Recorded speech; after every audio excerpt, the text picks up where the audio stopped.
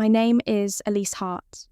I'm 29 years old, and today is the day my father is being buried under a sky so grey it feels like the world itself wants to look away.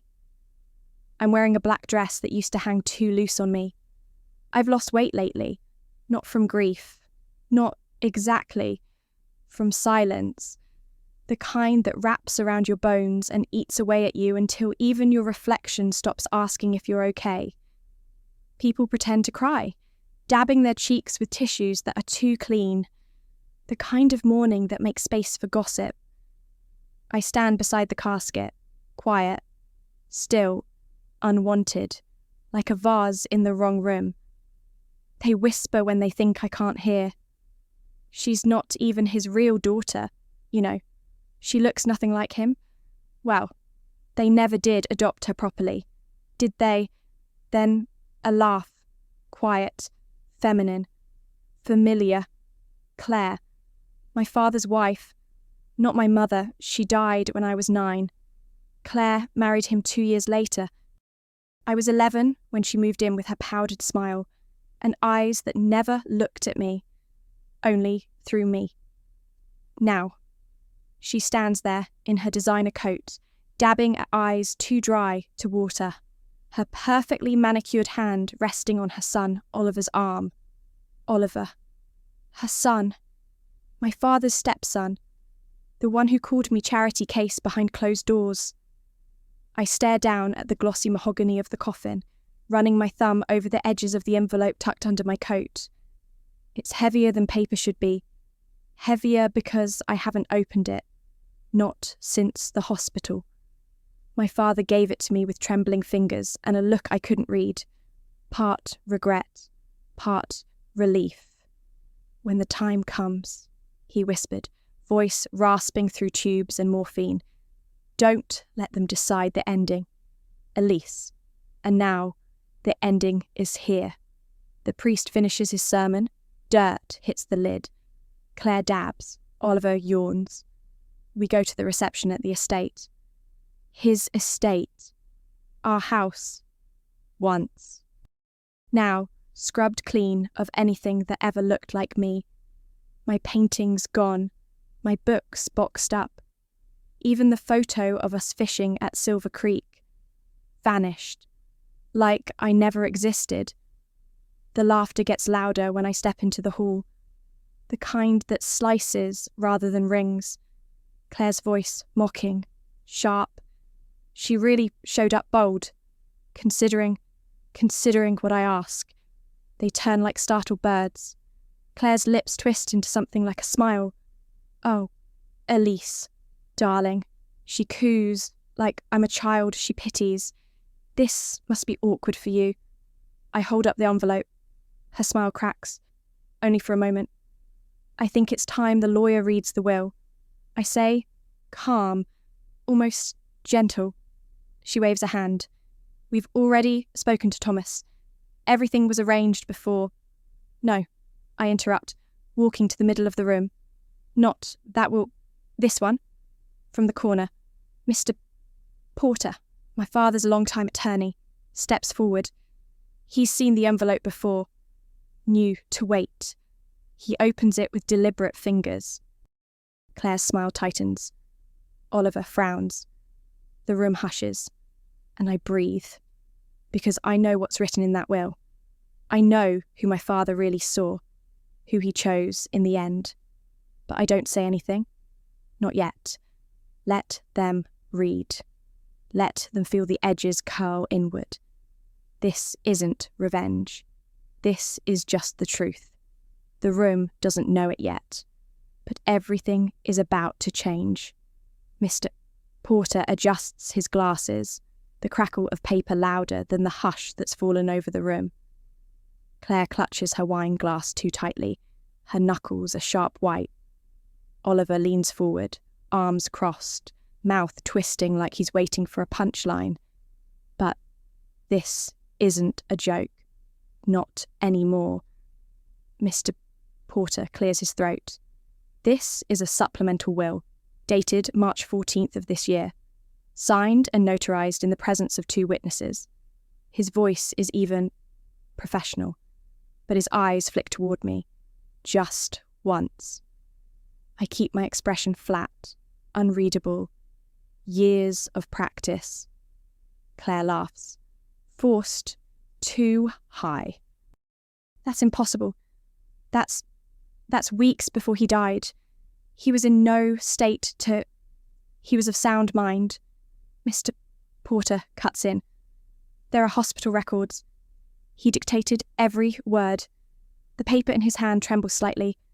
To my daughter, Elise Hart. I leave the entirety of my personal estate.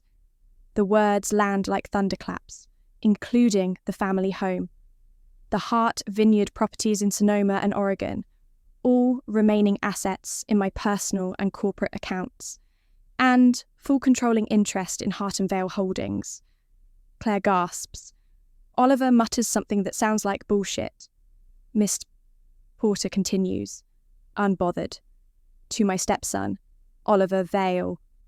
I leave my golf clubs, the 1969 Mustang, under the condition that he pays the outstanding insurance and registration fees himself, and a personal letter.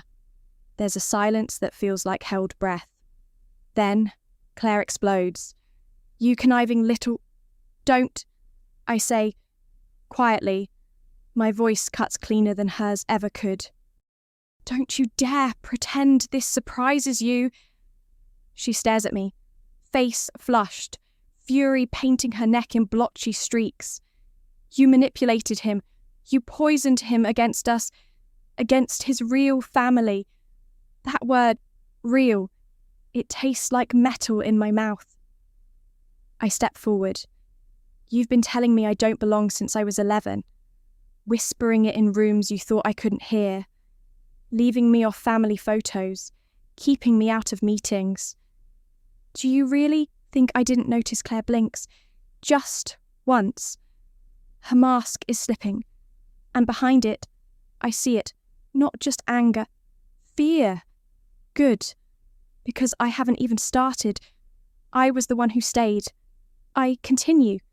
While you were taking trips to Monaco, I was changing his oxygen tanks, holding his hand when the pain got too much, reading his old journals to him when the morphine made him forget his name. Oliver scoffs. So what? You think a few months of playing nurse gives you the right to everything I turn to him? Slow. No. But 20 years of being invisible to the people who were supposed to be my family. Maybe that does. Mr. Porter closes the will and slides it into a folder. That is the legal will on file. Any disputes must be brought to probate court. But be advised, the documentation is airtight. Claire looks like she's about to cry, or scream, or both. I walk over to the mantel. The photo of them, the glossy, picture-perfect family portrait, sits front and centre. I pick it up, turn it face down. There's a small satisfaction in that. I'm not staying for the reception. I say. Claire steps toward me. You think this makes you strong? This stunt, I meet her eyes. No, but you made me strong. I turn and leave before she can respond. The sound of my heels on the hardwood is the only thing I want to hear. Outside, the air is colder than I remembered, but it feels clean, sharp, real. In my coat pocket is the second envelope. Not the will, the letter, the one addressed to me. I haven't read it yet, not all the way through. I'm not sure I'm ready, but I will be, because the truth is heavier than paper, and it's time I stopped carrying it alone. I didn't go back to my apartment that night.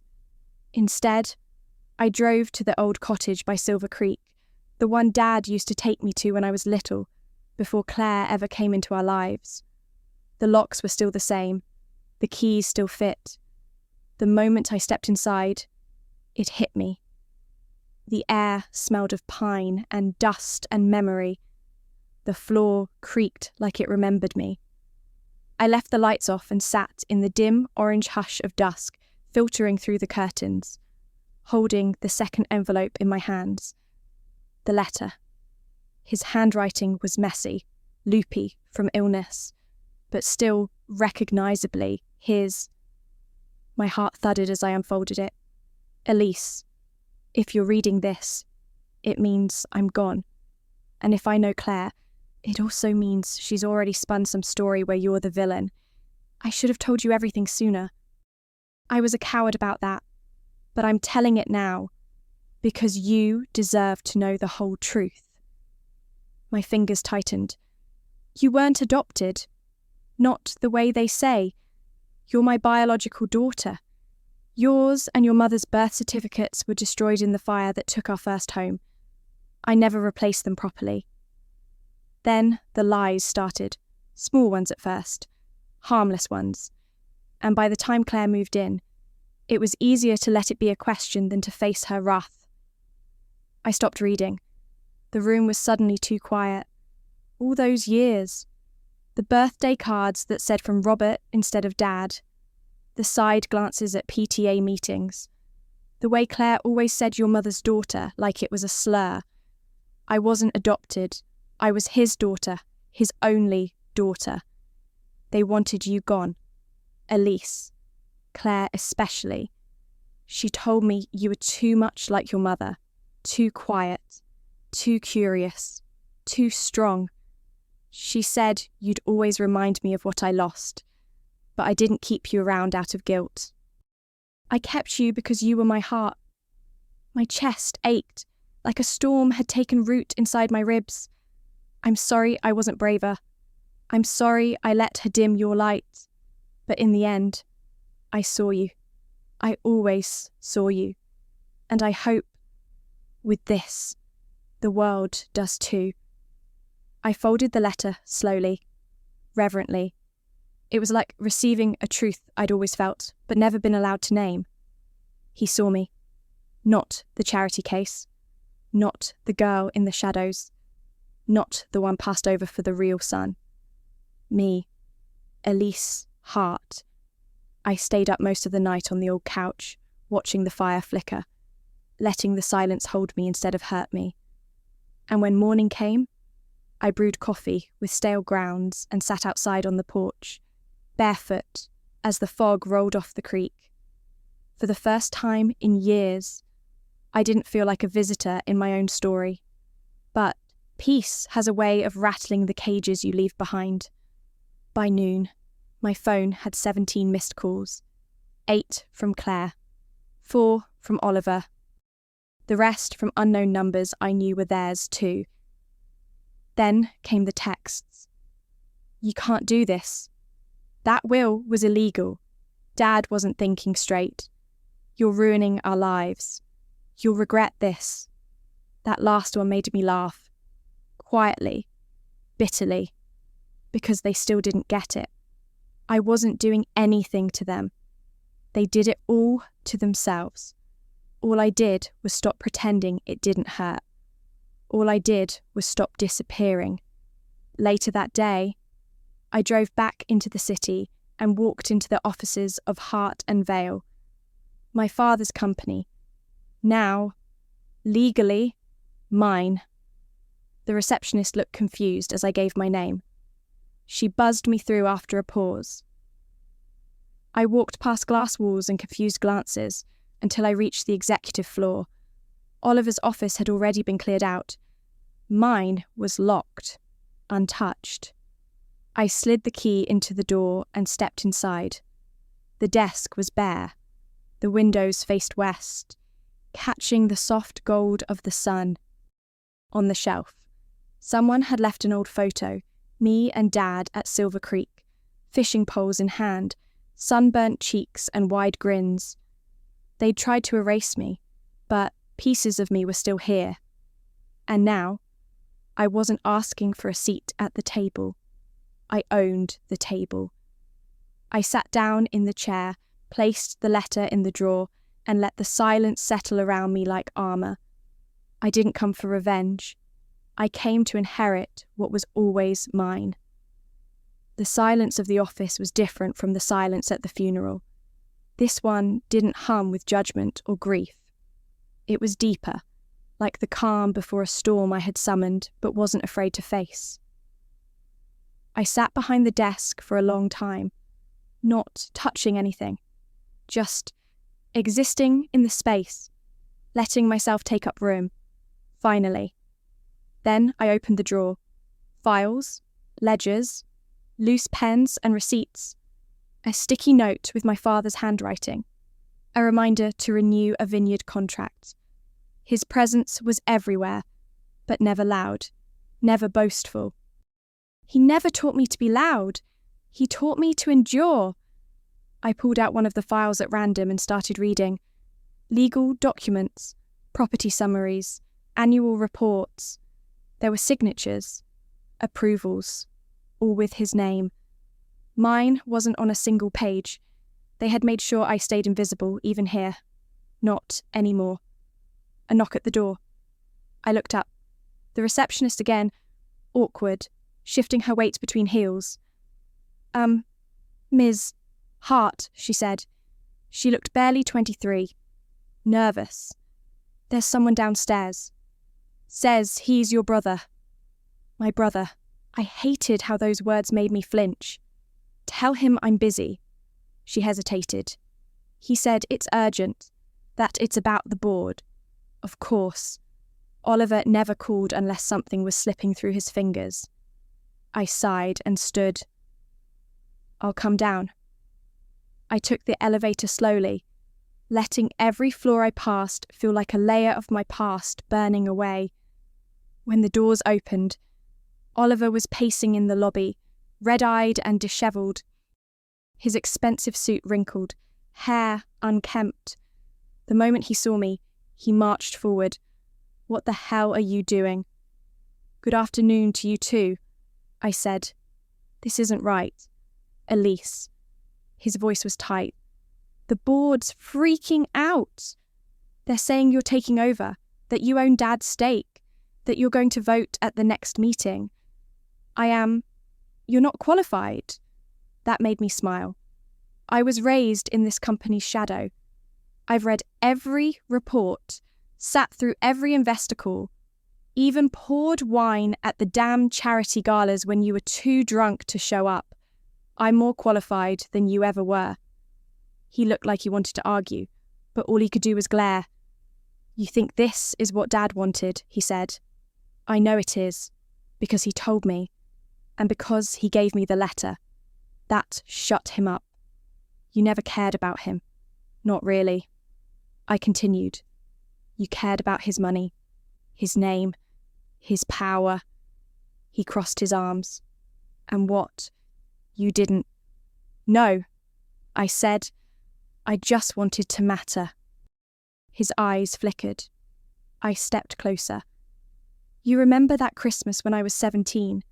The one where Dad stayed late at the office, and you and Claire forgot to pick me up from the train station. He looked away. I waited 4 hours in the cold. I called and called. No one answered. I walked home in the snow, carrying a gift I'd bought for him with my last paycheck. You knew. You both knew. Oliver shifted his weight, uncomfortable. I unwrapped that gift myself the next morning, because no one else remembered. And you want to tell me I don't deserve to be here? He didn't answer. He didn't have to. I turned toward the reception desk. Schedule a meeting with the board for Thursday. Tell them the ownership change is official. Don't do this, he said behind me. You don't know what you're stepping into. There are things about this company, about Dad, that you don't understand. I paused, turned just enough to see his expression. Fear again, not of me, of what I might find. Then maybe it's time I understood. I said, and I walked away. I spent the next 3 hours buried in paperwork, tracing the outlines of a legacy built half in sunlight, half in shadow. Financial statements, vineyard investments, international partnerships. But there were gaps, accounts that didn't match, shell companies in names I didn't recognise, a file labelled Alder Branch Holdings with nothing but a password-protected USB drive clipped to it. It felt like standing at the edge of something bigger than I had imagined, something my father never told me. I leaned back in his chair, looking out over the city. My whole life. I thought the silence in our house was about grief, about a mother I barely remembered and a step family that barely saw me. But maybe the silence was protection, or maybe it was guilt. Either way, the noise was coming now, and I wasn't going to run from it. I didn't sleep that night, not from fear, not from excitement, from something heavier, the feeling you get when a story you've been told your whole life starts to unravel, and you're not sure yet if what lies underneath is truth, or just another lie wrapped in better packaging. The USB sat on the kitchen counter while I stared at it like it might bite. Alder Branch Holdings. I couldn't find it anywhere in the official records, not in the ledgers, not in the company registry, not even in Dad's personal notes. That alone made it important. The kind of important people hide. At 2:13 a.m, I plugged it in. The folder was locked, just one file inside. Password protected. I tried the obvious ones first. Birthdays, vineyard names, company slogans. Nothing. Then I remembered something. Dad's journal. The leather one I used to sneak from his office when I was 13. He'd written a quote on the inside cover. From the ashes, the roots, remember? I typed ashes roots. The screen flickered, then opened. Inside were PDFs. Dozens. Scans of old financial transfers. Receipts from Panama. Real estate purchases under fake LLCs. And emails, clipped, encrypted, between my father and a name I didn't recognise, Malcolm Trask. I clicked on one email thread and my stomach turned. Subject, Alder, purchase agreement. From M, Traskell Private Counsel, com to R, Hart, Hartvale, Co, Robert. We need to finalise the Alder Branch Vineyard handover before the courts look too closely. The name change will throw them off for a while. But if anyone traces the deed through the Trask shell, they'll see it links back to Claire. You said you'd handle it. Claire. Of course. Alder Branch wasn't just a name. It was a property, one she had hidden through Dad, and he helped her. I closed the laptop slowly. The silence in the room suddenly too loud. He helped her hide something. A vineyard, maybe more. Why I leaned back in the kitchen chair, letting the pieces swirl, resisting the urge to jump to conclusions. Dad wasn't perfect.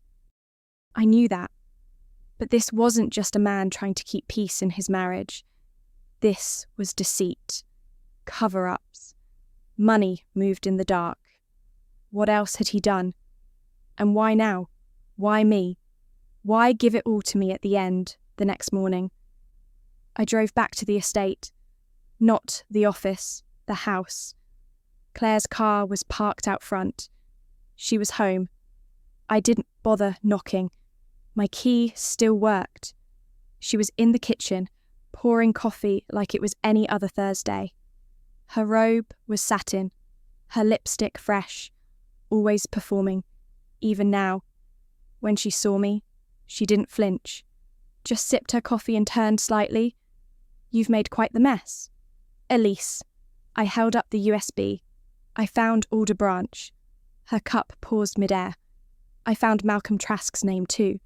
She didn't speak, but I watched her shoulders rise. Barely. Then settle again. That vineyard, I said, was bought with company money. And hidden. Through Dad. Through you. Claire finally set the cup down. You think you're so clever, she said. So righteous. But you don't know half of what he was involved in. Then tell me. She laughed. Why would I, so you can use it against me? No, I said, voice quiet but firm. So I can understand why my father spent his last months burying secrets instead of facing them. Something flickered behind her eyes. Sadness. Maybe. Or fear. It passed too fast. You don't want to dig into this, Elise, she said. Some things are bigger than you. I stepped forward. And yet, he left everything to me. Not because I'm stronger. Not even because I'm smarter. But because I wouldn't let it rot in silence. She stared at me, long and hard. And for the first time in years, she didn't look like the woman who haunted my childhood. She looked small. I made mistakes, she whispered. We both did. I'm not here to punish you, I said, but I am going to clean this up. And I'm not going to lie to protect anyone. Her eyes hardened. If you take this public, the entire company could collapse. I nodded. Then let it fall, and we'll rebuild it. Honestly, this time, I turned to leave. She didn't follow, and in the quiet of the hallway, I felt it, a shift, not peace, but power, not vengeance, just the truth, finally being spoken. I didn't call the board, not yet. I needed to know what else was buried, not just legally, emotionally, because this wasn't just about stolen vineyards or secret accounts.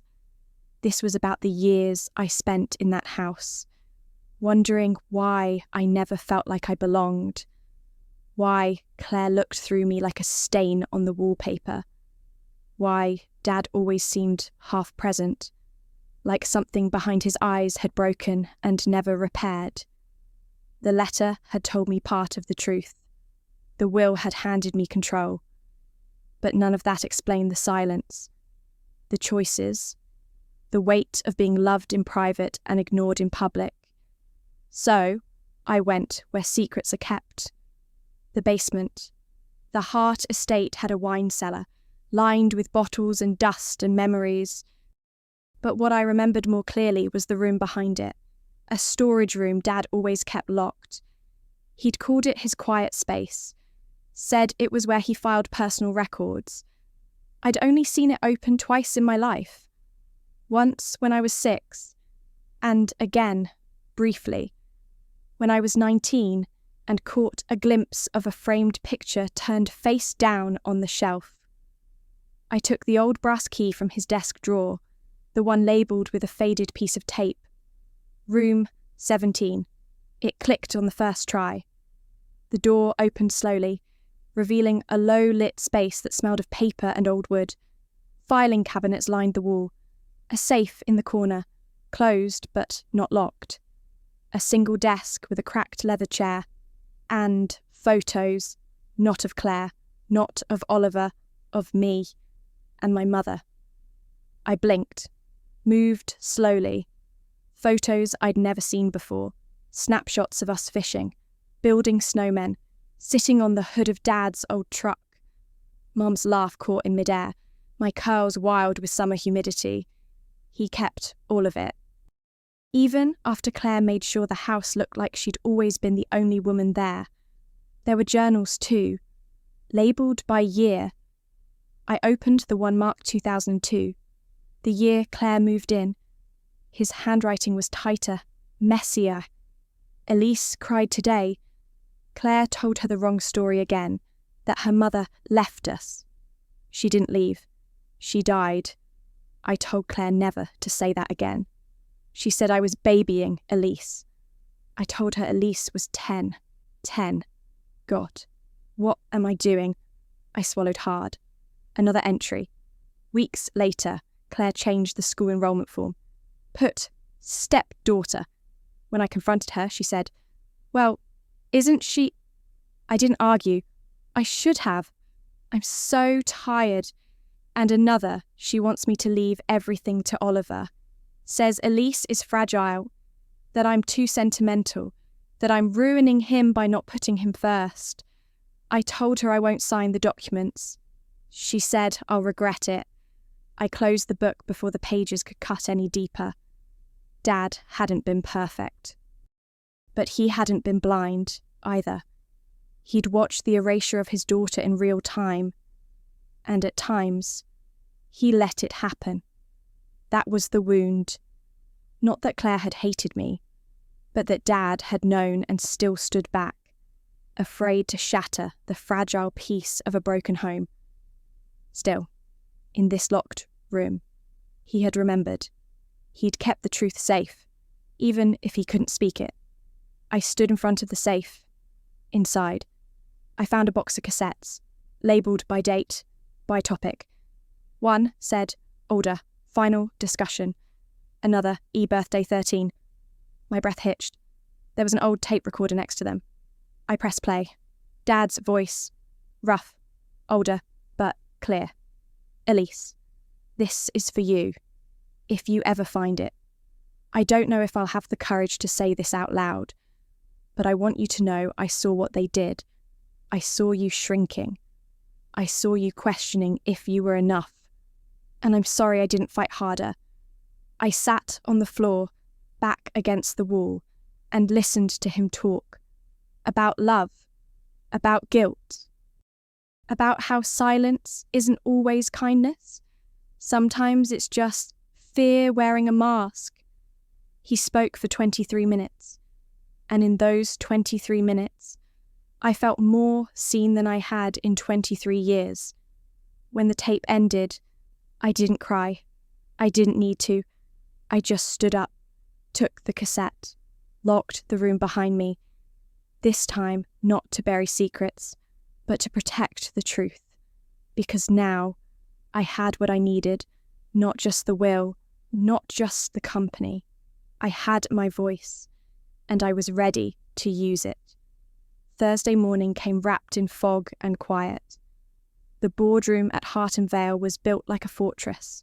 Long glass windows overlooking the city, dark oak tables stretching endlessly, and chairs that looked like thrones but felt like cages. They were all already seated when I walked in. Men in tailored suits, women in tight smiles.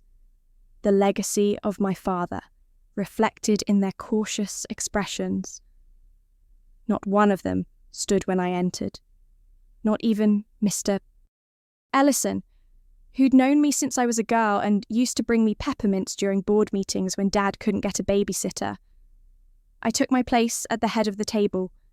My father's seat. The leather still smelled faintly like him, cedar and ink and a hint of vineyard musk. But I didn't sit down immediately.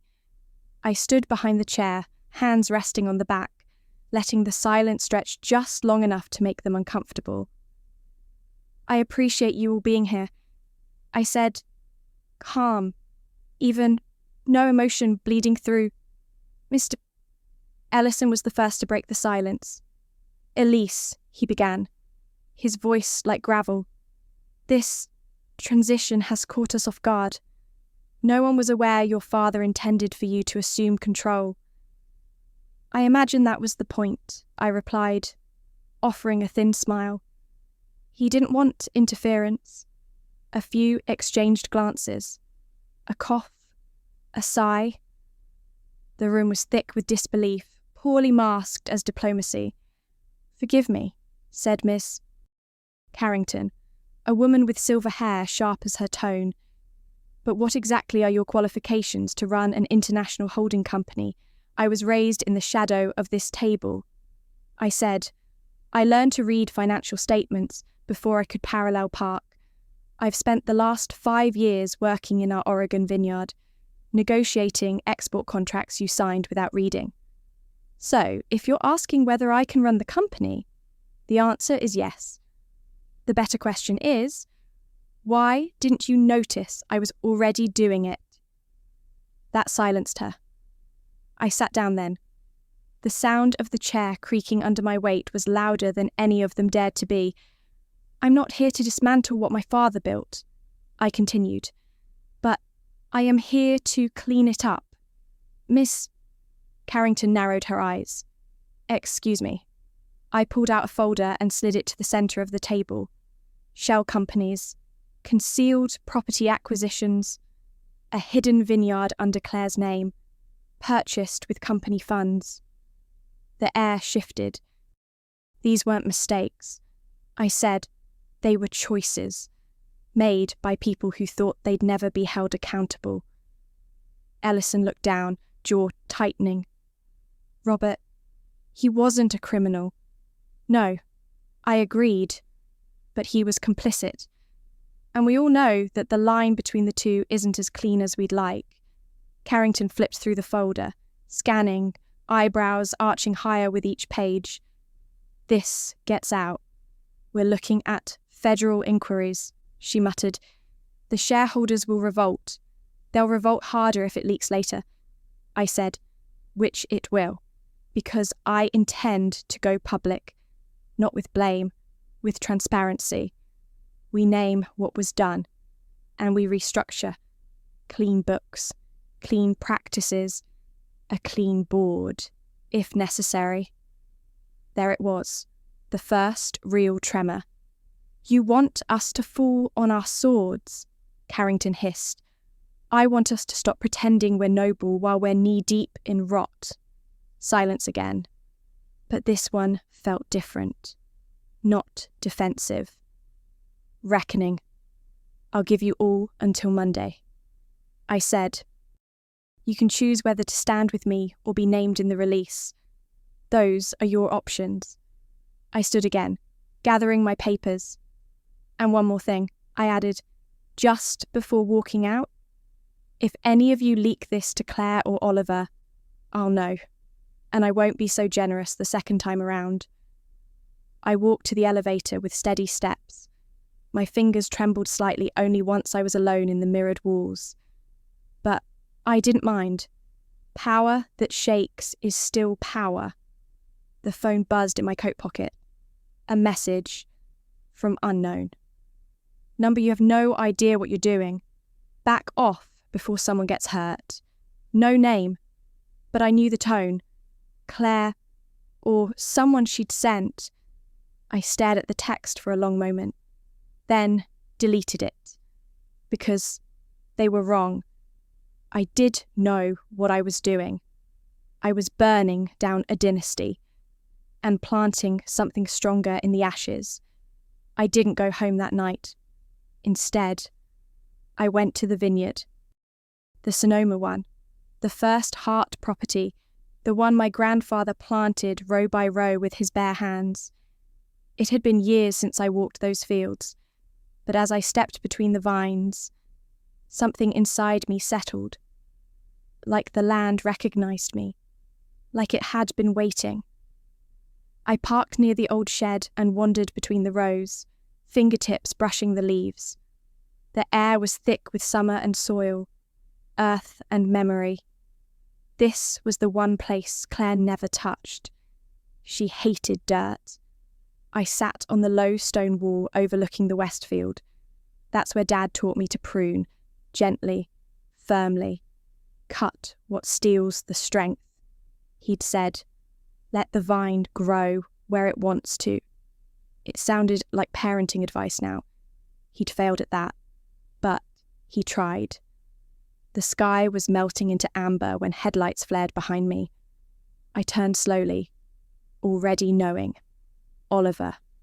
He parked crooked, like always, slammed the door harder than necessary. He didn't say anything right away. Just walked toward me. Hands in his pockets, jaw clenched like he'd rehearsed every word and still didn't know where to begin. I didn't come to fight, he said finally. Good, I replied, not looking at him. You'd lose. He gave a bitter laugh, then sat on the other end of the wall, staring at the vines like they might offer him forgiveness. I talked to Claire. He said, she's spiraling. Keep saying you're going to ruin everything. I didn't respond. She thinks you're doing this to hurt her. Funny. I said, she spent 20 years doing that to me. I'm just telling the truth. He was quiet for a moment. Then Do you really think Dad wanted this, for the company to implode? I turned to look at him. No, I think he wanted peace, but he left behind silence instead, and silence rots. He looked down, drawing lines in the dirt with his shoe. I didn't know about the vineyard, he muttered. You didn't want to know, I said. It was easier to pretend Claire was protecting you. His eyes flicked up, sharp. She did protect me. From what responsibility consequences, I leaned forward, voice low. You were 31 the first time you showed up to a board meeting. You spent a decade coasting on the Hart name and mocking me for answering phones. And now you're shocked the empire isn't yours. He winced, but didn't argue. I didn't ask for this either. You know, I said, softer now. I didn't grow up dreaming of running a company built on shadows. I just wanted a father who loved me in the daylight. The words caught in my throat, sharp and sudden. Oliver looked at me then. Really? Looked? I thought you were adopted, he said quietly. Claire always said, she lied. I interrupted, and so did Dad. By staying quiet, he nodded slowly, processing. We sat like that for a long time. Two people raised in the same house but on different planets. Two people finally seeing the wreckage they'd both survived. After a while, he stood. If you go public, it'll destroy her. I looked up. She destroyed herself. He hesitated, then walked back to his car. When he drove off, I stayed, and in the growing dark, I made a decision. It wasn't about revenge anymore. It was about release, about naming things that had been buried, about cutting what steals the strength so the vine can finally grow where it wants to. The next morning, I sent the press release to legal. It was clear, calm, no names, just facts. An internal audit, financial inconsistencies, a plan for restructuring, transparency, ethics, a promise of truth over legacy. At the end of the email, I attached my statement, Heart and Veil was built on resilience, but also silence. That ends now. Our future will be shaped not by the names on the office doors, but by the integrity of the people who walk through them. Elise Hart, CEO. An hour later, the board voted 10-2 in my favour. By noon, the press had it. By evening, Claire's lawyer called. I didn't answer. Some legacies are worth losing, if it means gaining yourself in return. The story broke faster than I expected. By morning, news outlets had picked it up. Heiress CEO uncovers family fraud, Heart and Veil to restructure amid scandal, daughter no one saw coming. They loved the angle, the hidden daughter, the public reckoning, the drama that wrapped shame in silk and sold it as truth. The phone didn't stop ringing. Calls from investors, requests for interviews, a voicemail from someone claiming to be writing a memoir on the daughters of dynasties. I ignored most of them. Instead, I went to the vineyard. Again, it had become my place to breathe, to remember I was more than just a name on a headline. The vines were heavy with summer growth. The workers nodded as I passed. Some of them knew me. Others only now realised I wasn't just the girl who used to answer phones. I stopped by the old stone office at the edge of the property, the one my father used as a retreat. And there, on the desk, I found something unexpected. A photo, not of him, not of the business, of my mother. She was sitting in a field of wildflowers, sun on her face, holding me in her lap. Her smile was real, open, like she wasn't afraid of the world yet. It was tucked into a leather folder labelled Elise, Future. Inside were sketches of vineyard expansions, handwritten notes in Dad's looping script. Let her run this one day. "She's got the instinct." Another, "She tastes the wine, not the numbers. That's how you know she sees the soul in it." I pressed my hand to the paper. He saw me. Maybe not loudly. Maybe not enough. But he saw me. And he planned for me. Outside, the wind shifted. The scent of grapes and sun-drenched soil rolled through the door. I sat down at the desk and began making notes. Not to clean up his mistakes, to grow something better. The vineyard was only part of the story. Though, back at the estate, the fallout had started. Claire's name was dropped from several charitable boards. Whispers followed her at galas. Oliver's investor friends started backing out of their shared real estate projects. The phone calls they used to ignore from me, now they went straight to voicemail when she called. And yet, I didn't feel satisfied. Not in the way I thought I might. There was no rush of revenge, no sweet sting of justice, only emptiness. Like I'd walked out of a burning house and now stood barefoot in the ashes, unsure where to go. So I went to the one place I'd been avoiding. My mother's grave. It was in a quiet cemetery north of town, tucked beneath a willow tree. I hadn't been there in years, not because I didn't care, but because every visit reminded me of everything I didn't know. What would she have thought of all this? Would she have fought harder for me? Would she have seen Claire for what she was? I knelt beside the stone. "Hi, Mom," I whispered. The wind rustled the leaves. I closed my eyes. I know I don't remember you well.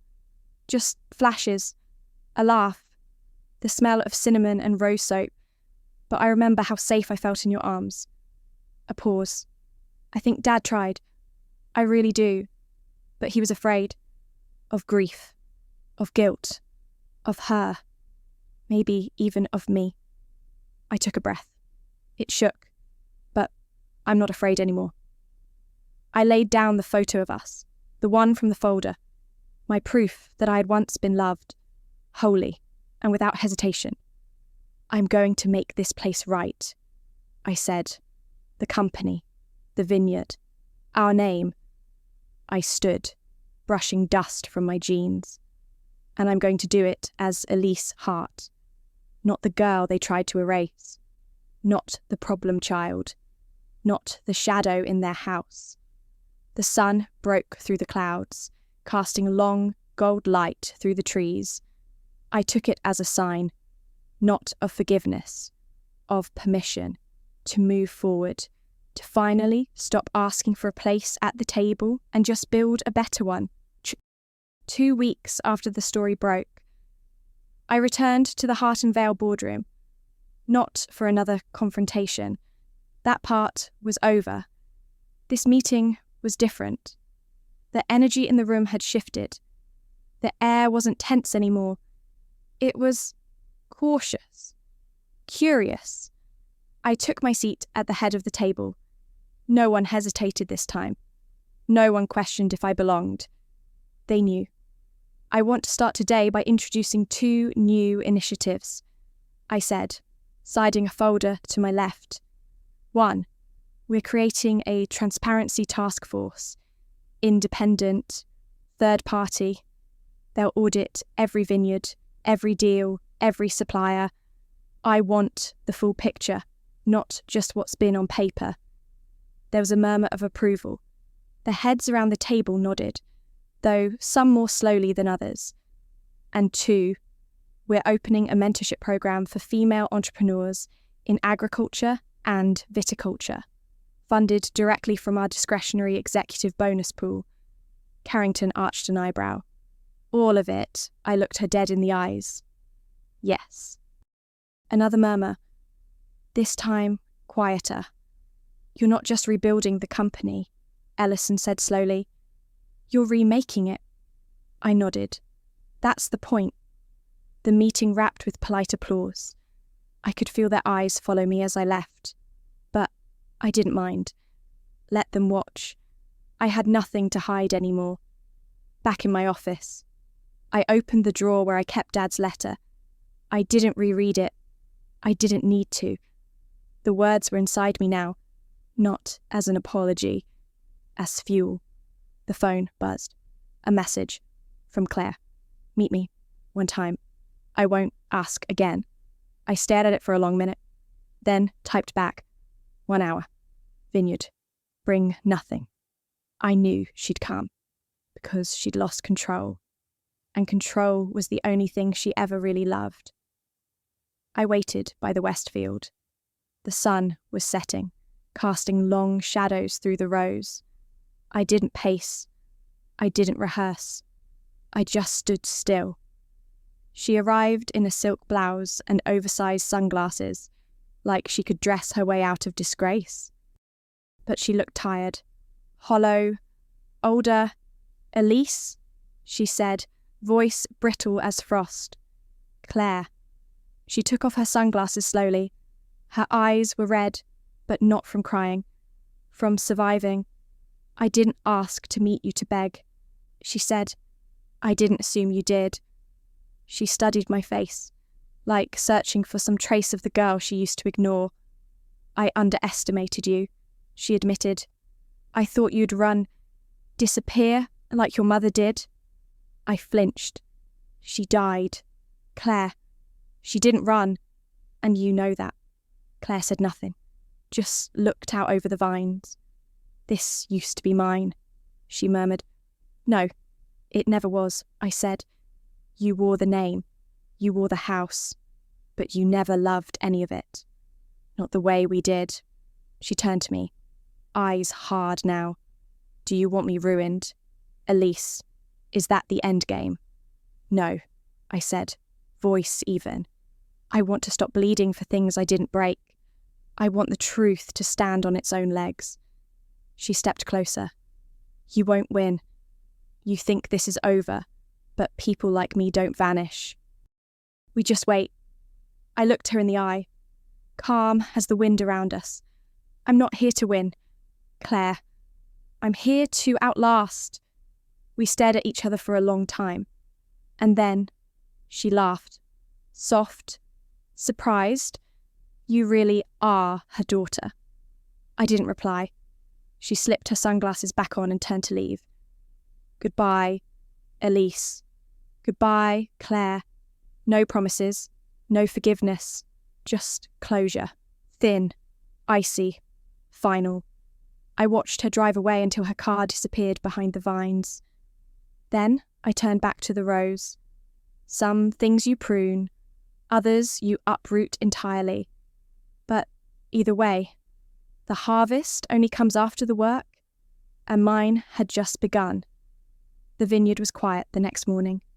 It always was, in that soft hour before the sun lifted fully, when the earth still held the chill of night. I walked the rows alone, boots damp with dew, the silence breathing with me. No calls, no emails, just the weight of soil underfoot and the rustle of leaves in wind. Sometimes healing isn't loud. Sometimes it's as quiet as this. It had been nearly 3 weeks since the press release. The audit team was in full motion now, combing through every transaction, every signed agreement. I'd hired a new CFO, a woman named Carmen, sharp as glass, kind as lavender. She didn't flinch at the mess. She said, "Truth is where we begin." And I believed her. That morning, I found a letter waiting for me at the office, handwritten, no return address. It was from Oliver. Elise. I won't apologise for Claire. She's who she is. But I will apologise for me. I let her treat you like a stranger in your own home. I let myself believe you were an intruder in a life that should have been shared. And I'm sorry I laughed at the idea that you'd ever belong here. The truth is, you were the only one who did. I'm leaving the city. I need to figure out who I am outside her shadow. I don't expect forgiveness. I just hope you finally feel the sun on your face. Oh, I sat with the letter for a long time. Not because I cried, I didn't, but because for the first time in years, Oliver had said something true, and that truth, even if it came too late, was still a kind of grace. I didn't write back. Not yet. Instead, I spent the day walking the property with Carmen and the estate manager, mapping out the changes we'd implement sustainability measures, profit sharing with seasonal workers, transparency reports shared with the local co-ops. We took notes under the sun, dirt on our hands, wine samples on our breath, and in between the work, there were moments that caught me off guard, like seeing my name carved into the new bottling prototype, Hart Reserve, Elise Blend. Or when one of the older workers stopped me and said, "Your dad used to talk about you all the time out here. Said you had his stubborn streak and your mother's soul." Or the email from a small vineyard in Oregon asking if we'd mentor their daughter, who wanted to run her family business but didn't feel qualified enough. The tides were shifting, not in a tidal wave kind of way, but like the sea turning quietly, relentlessly. Under a moon no one notices. One evening, as the sky turned that soft violet blue, I sat on the porch of the vineyard office and watched the field workers laugh while loading the last crates. Laughter that sounded real, free, not the polite corporate kind. Carmen came out with 2 glasses of wine and handed me one. "To new soil," she said. I clinked her glass. "And deeper roots." She leaned back in her chair, eyes scanning the horizon. "You know what they're calling you now, right?" I smirked. "Let me guess." "The vineyard heiress with daddy issues." She laughed. "Not quite. They're calling you the quiet storm." I blinked. "Seriously?" "Yep." The woman who didn't scream, didn't throw fits, just walked in, took the truth, and rebuilt everything. I sipped my wine. The nickname didn't feel wrong. Not flashy, not cruel, just true. We sat in silence a while, letting the wind speak. Later, when I was alone again, I walked down to the west field. The stars had begun to blink awake. The vines whispered, and the soil under my boots felt like an old friend. I crouched down and ran my hand over the earth. "This was always mine," I whispered. "Not the money, not the empire, the ground, the work, the truth. That was what I'd inherited, and I would never let anyone bury it again." By the time the audit results came in, I already knew most of what they would say. Still, reading them in black and white made it real. Tens of thousands funneled through holding companies in the Caymans. Property transferred under false names. Consulting fees that never led to anything but numbered accounts. And most damning of all, internal memos signed by Claire. Her handwriting, her initials, her deals. She hadn't just manipulated Dad. She'd run a parallel empire behind his back. And somehow, he let her. But what shocked me more was that he tried, in his own fractured way, to fix it before the end. The supplemental will, the letter, the recordings, the vineyard deed that named me sole heir, filed 2 weeks before he died. He'd buried the truth too long. But when the end came, he tried to pass me the torch, and I took it. The board met privately the day the final audit summary landed on our desks.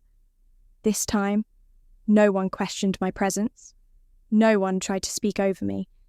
The older members looked weary, like people finally facing the weight of years spent glancing the other way. I stood at the head of the table again, folder in hand, steady. "There will be no lawsuits," I said. "No scapegoats. No headlines about bitter daughters or derailed legacies." They listened. "There will be accountability. Claire Vale is no longer connected to this company in any form. The properties she funneled under false names have been seized, and the funds returned to the primary estate. Ellison sighed, slow and low. She won't take that quietly. She already has, I replied, because she knows what I have, and she knows I haven't released all of it. The truth was, I could have buried her, could have let every email leak, could have held press conferences, named names, dragged the entire Hart family history into the fire. But I didn't. Not because I pitied her, because I didn't want to be her. This was never about vengeance. This was about weight and silence, and finally putting both down. Carrington was the last to speak. You've done more in 6 weeks than we managed in 6 years. I didn't do it to impress you. I said, I did it to breathe. She nodded once, and that was the closest thing to respect I'd ever get from her. It was enough. When the meeting ended, I stayed behind, alone. I turned to the window. The skyline shimmered in the late light, a wash of gold and glass. I could see the bay from here, the vineyard land in the far distance. And just for a second, I felt my mother's presence there. Not a ghost, a memory, breathing with me. A week later, I drove up the coast and stopped at a tiny vineyard that had written to me, owned by a Vietnamese family, second-generation growers struggling to keep their land. The daughter, Lynn, was 27, soft-spoken, bright eyes, smarter than she realised. She showed me their vines with reverence. This isn't just fruit, she said. It's language. Every harvest is a conversation with the earth. I smiled. She reminded me of me. Before the shadows. Before the silence. We sat under a fig tree and I handed her the first grant from our mentorship program. Enough to save the land. Enough to invest. Enough to grow. She cried. I didn't. I just held her hand. Because this moment was the point of it all. Not reclaiming an empire, but building something that couldn't be erased. When I drove home, the sunset bathed the road in orange light. The sky cracked open like a soft promise. I rolled down the windows and let the wind tangle my hair. No more headlines and no more whispers. Just me, Elise Hart, daughter, heir, rebuilder, and I was just getting started.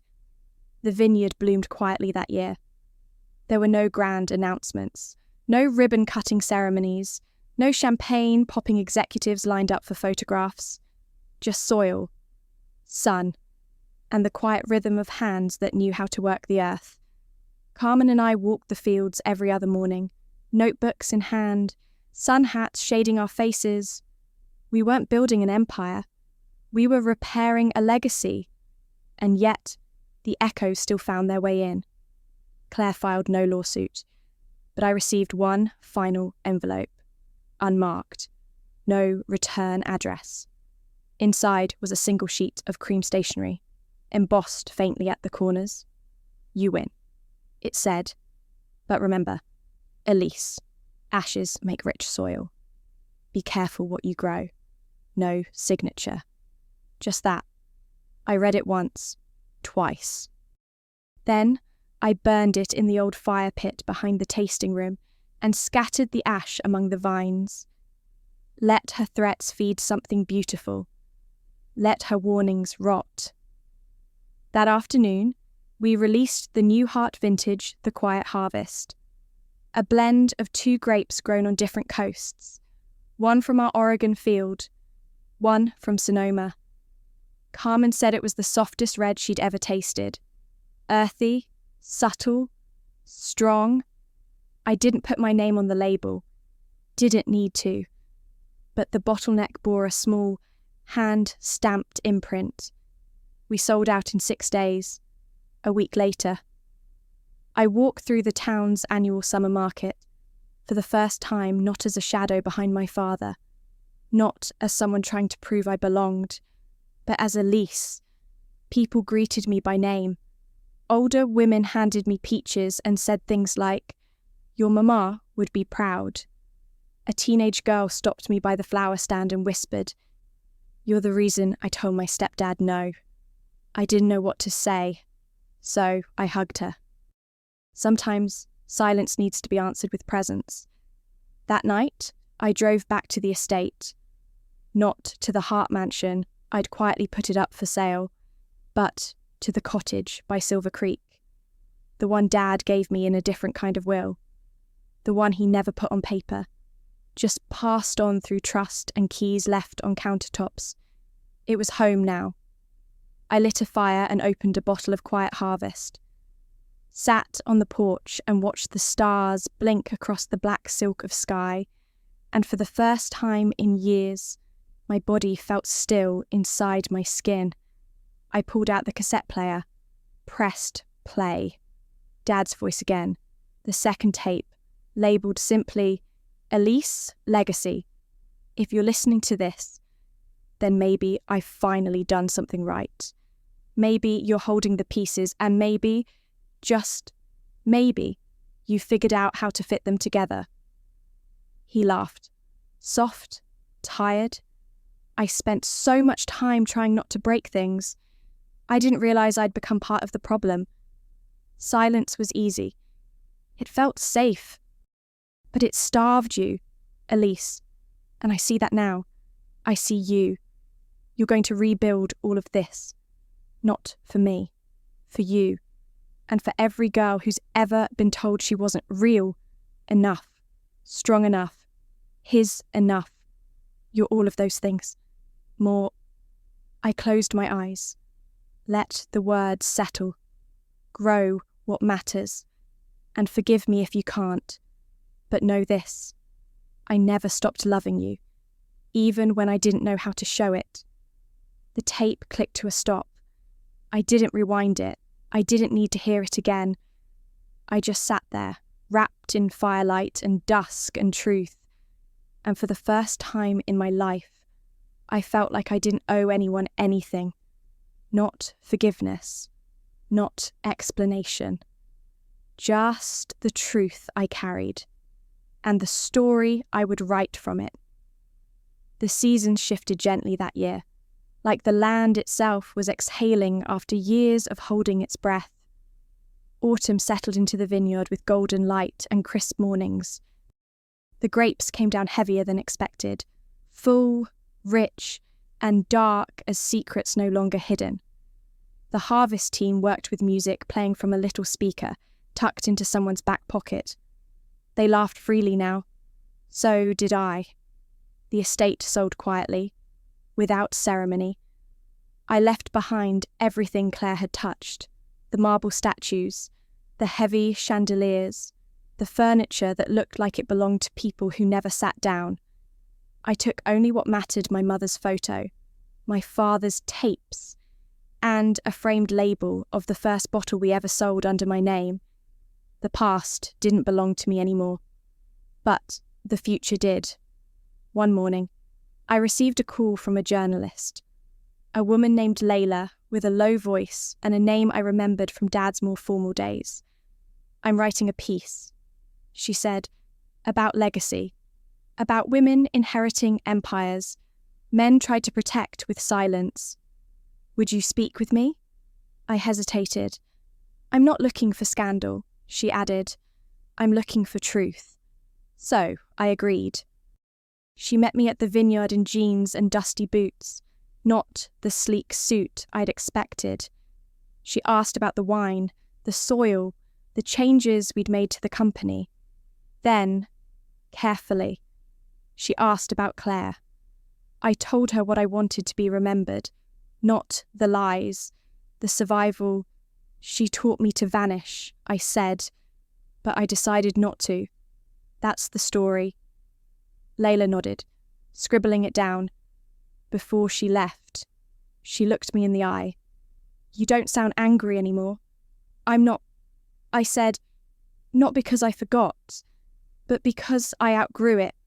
The article came out 3 weeks later. It was honest, graceful, and for once I didn't flinch at the photo of myself they published. Hair pulled back, dirt on my sleeve, smiling, not to prove something, but just because I could.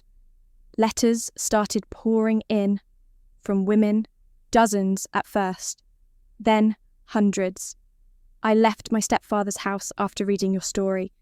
I started my own vineyard. I was afraid until I saw what you did. Thank you for showing us that not all storms are loud. I read every word. Some I printed and pinned to my office wall, not as trophies, as reminders that the truth echoes, quietly, but permanently.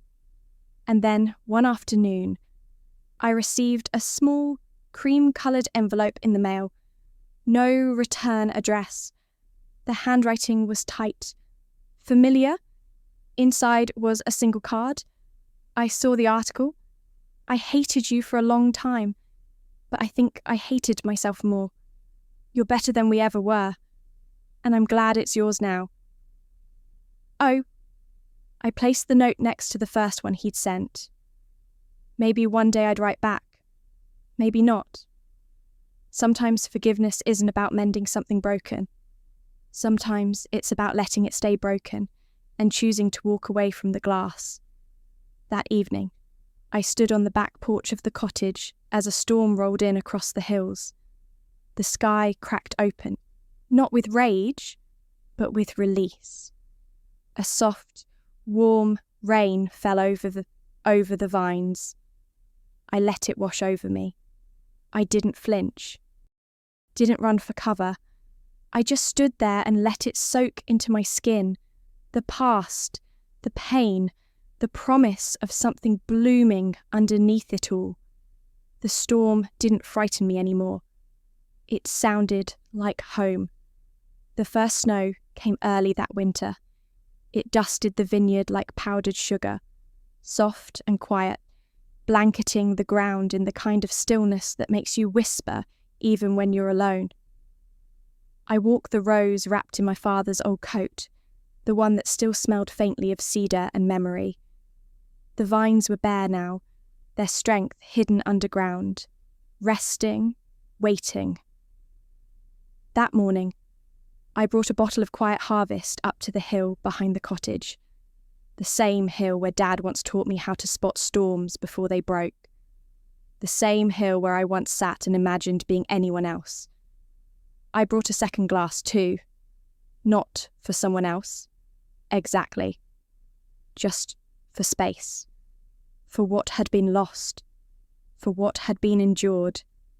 I poured 2 glasses, set one down on the bench beside me, and then I let myself remember everything. The cold looks, the laughter at the funeral, the lies, the locked doors, the whispers that chased me through a childhood I didn't understand. I remembered the ache of being called not real. I remembered standing silent while Claire redefined who I was, not by shouting, but by omission. And I remembered the day I finally said nothing and handed the will to the lawyer. It had felt like ending a story, but it wasn't the end. It was the beginning of the truth. I sipped my wine slowly, watching the clouds move across the sky in wide, sweeping strokes. For the first time in my life, I didn't feel like I had to prove anything. Not to Claire, not to Oliver, not even to Dad. I had built something out of what they left me, not just the business, but the quiet certainty that I would never again shrink for someone else's comfort. Inside the cottage, I'd hung one photo on the wall. Just one. It wasn't of me, or of my parents. It was of the vineyard at dawn, mist curling around the roots, light breaking through branches.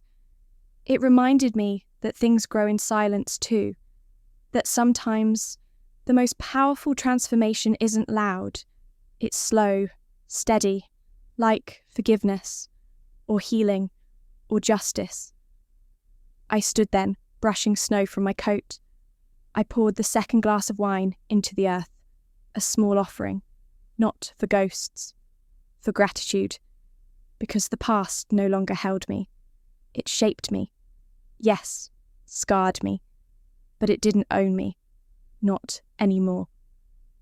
I walked back towards the cottage, boots crunching in the snow. My breath steamed in the cold air, and with each step, I felt lighter, not because the pain had vanished, but because I had outgrown it, rewritten it, outlasted it, and in the quiet behind me, the vines slept beneath the snow, dreaming of spring, just like me.